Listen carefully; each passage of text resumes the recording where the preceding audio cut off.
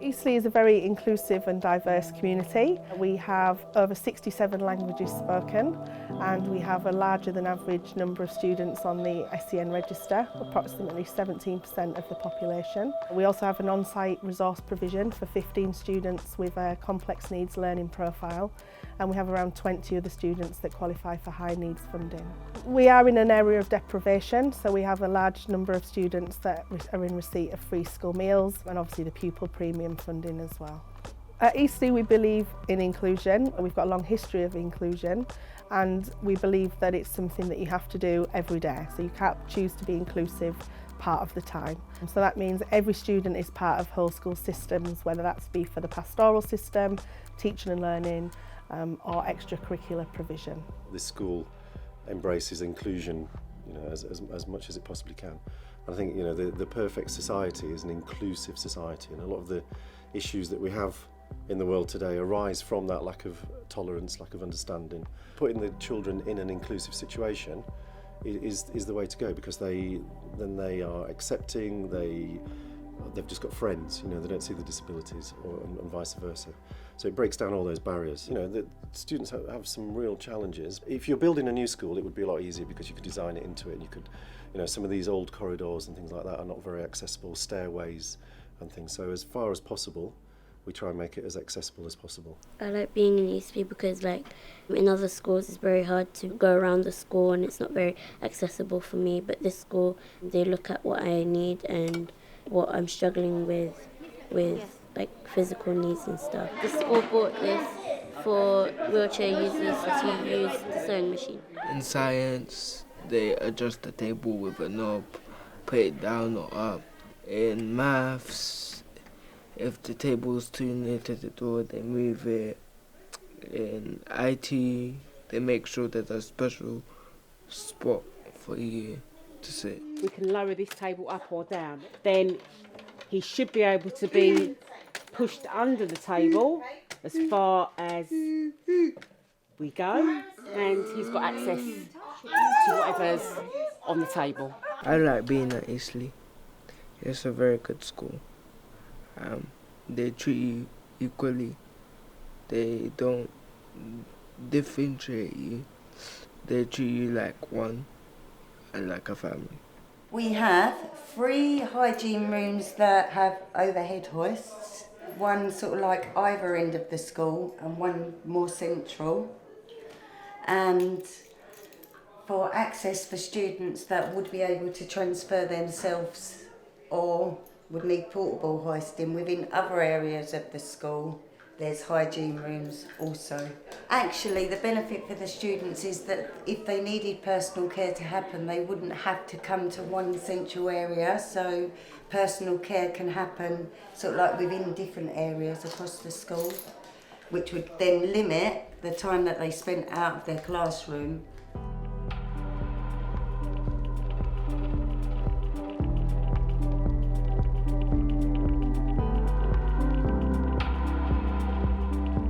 Inclusive teaching is difficult. We have worked very hard over the last few years to make sure that teachers have a shared understanding of what we mean by inclusive teaching, but we do recognise that current teacher training it doesn't necessarily equip teachers with the skills that they need to be able to work in a school like Istlee that has the range of needs. So it's something that we have to support people with internally. 3 years ago, changed the structure of the inclusion department because we recognised that we needed to have internal expertise. If you're reliant on referrals to external providers, this can be quite slow, so we wanted to have as much skills and expertise in-house as we could, and so we've now got teachers, and a complex need teacher in particular, that is a whole school resource. So part of that person's remit is to support colleagues in differentiating their subject curriculum, to moderate assessments when the assessments are not following national assessment criteria. And again, we've developed a shared understanding of what that looks like. The way we personalise at Istlee is by going, for example, to the subject scheme of work, for example, English, and we personalise the activity according with what they teach. rather than offer an alternative. And we do the same for science. So based on their activities, based on their subject, we personalize according to the level of needs that we need for our students to be accessible. Well, I think the first thing that we need to think about is the access arrangements. So the way that you set your room up. So where are they going to sit? Are you going to sit them near the door? Are you going to sit near some of the other students? If there's a group work, who are they going to work with? Is the table the right height? Have you accommodated their sight needs? Whatever it is that needs to be taken into account. So that's one of the first things that you must consider. And then after that, about planning specific work for them. How are you going to differentiate what everyone else is doing? Are there parts of the lesson they can join in with everyone? Are there bits of the lessons where they're going to have to go and do something that's slightly different because that's what's best for them? So those are all the kind of things that you really need to take into account before you start teaching some of the students that we have. We approach the teachers, we approach the head of that curriculum to say no. So for example, last term they were doing a Christmas carol. So it's asking the head of English, what has been planned for our children, what is going to be adapted. So it's a case we'll work alongside you. So it's doing some tactile things. The children made a picture book with the different scenes from a Christmas carol, so that we're doing something specific. So there is learning objectives for the children. It's not okay just going into a classroom, doing something with some art material, and it's kind of purposeless. There is purpose to what we're doing, and we do see improvements with our children. For example, the children we had last year in Year 11 achieved the highest level in BTEC that apparently any other Year 11 children had before within the SEN department. Sometimes the teachers didn't know what the students were capable of or what their level was. I think there was a barrier there. And that, because we've got the teachers to know the students, and because we know we pass information on, that barrier's sort of disappeared. Take, for instance, our science lesson, and the teacher liaises with us to get materials that we need, resources that we need. Like at the moment we're doing rocks, so she's got a big display box with different rocks and sand and things in that, but that's through liaising with us. Ah, you like that one better? Well, you have to differentiate to the level of their need. It's very important, the planning is very important. You need to make sure that you liaise with the TAs so that you know exactly what level of engagement for every pupil. We also use a tracking system called B Squared, whereby we track the assessments, so we do the planning is based on the tracking of their skills. Thank you. Thank you. Teaching assistants aren't always subject specialists. It can be difficult to make sure that they understand what it is that you're trying to get the students to access. So the way around that is that we worked as a department, all of the subject specialists, to plan the differentiated work that matches the scheme of work that the other students are doing, which is provided to the teaching assistants before they come in, and it's available for anyone to see on our humanities department area on the shared site. And then talking to the teaching assistants when they're in the classroom, but also in advance, and saying, this is what we're aiming for, this is what we'd like them to achieve. Do you think this is the right level for them? Can we make it a bit different? What is it that I need to be able to do for them to access it? Fahad's doing on the table, he put down which one is less and which one is more. So he counts and then divides which one is more and which one is less. So he's doing really well at the moment. He's progressing. Is this more than this? Can you give me this number? Which one is bigger, 2 or 3? Then 3 is bigger. Can you say? 14. Which one is more? More flowers here. Which one? Can you cut? Can you give me on your board? That's how they're doing, using the number line to apply it with negative numbers and positive numbers as well. -7 plus 3.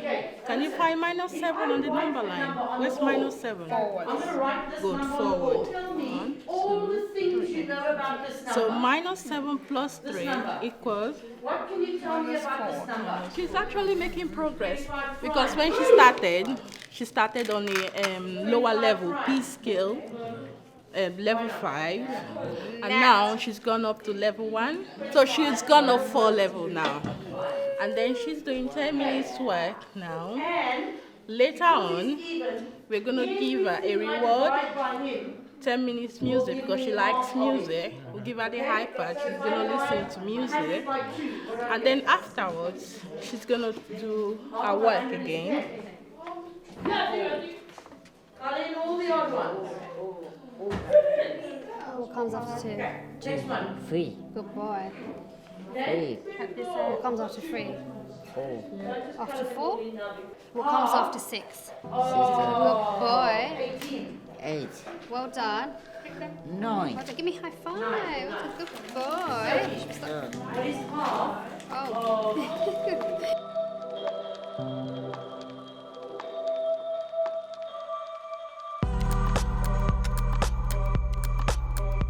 In Year 9, we do offer a directed pathway for the social development, and we have from personal progress level for, again, very complex learning needs students to level 1.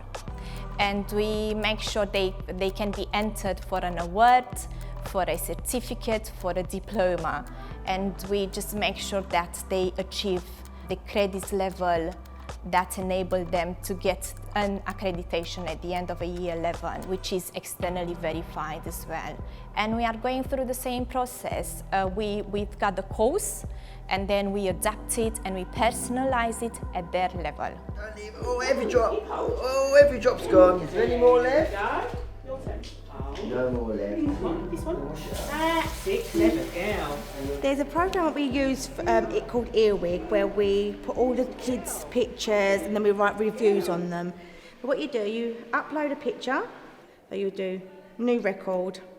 Yeah, we do it for English, math, all their lessons basically, and we do it so we've got evidence. Because anyone can do write-ups and put whatever they want in it. If you haven't got the evidence, you don't know if it's true or not. So we do this so you can say, okay, yeah, they actually do this. The way I see it as a professional is not only educating our students, but educating others. And by saying that, to accept, integrate, and work alongside others. So that is important for the future planning of the parents, for the future planning of the child. And we do cater for their needs. So we work with the multi-agency professional teams, with the physiotherapist, with the speech and language therapist, with the occupational therapist, and we have regular meetings in order to discuss, meet, plan, assess, evaluate, and monitor. Thomas uses this device with a program called the Grid 3. It's got lots of pictures and words, and he navigates through it, and it helps him talk because he doesn't have a voice. Thomas can say yes and no, and so at the moment we navigate for him, but what we would like in the future is maybe to check whether he can use it independently, using his eyes. We're going to have a few appointments to check whether he can point at the screen using his eyes. The screen will read where he's looking, and it will be able to talk for him, so that he doesn't need me to talk for him. Is it in the 4th column? It is in the 4th column. All right. Is it about dancing? Is it about laughing? Is it washing? You love talking about washing. All right. Is it about games? All right. I want to play games. You want to play games? Do you want to play games right now? We're at school. This isn't where we play games. We offer the same equal opportunities for all of them. In year 10, for example, we've got work experience, and our students attend the 2 weeks placement for work experience. Again, we make sure that it's personalized to their level. We offer one-to-one support for these 2 weeks. We try to meet the business working hours, and we do the same thing. So we have the same approach like for any other student. They attend all their core subjects, lessons. They attend options, and that's with the mainstream students as well. They go to their mentors, like any other students. They go to the dinner hall to have their lunch. Lunch break is outside in the playground, break time in the playground. So they are part of any educational visits. So most of the time they are with their peers.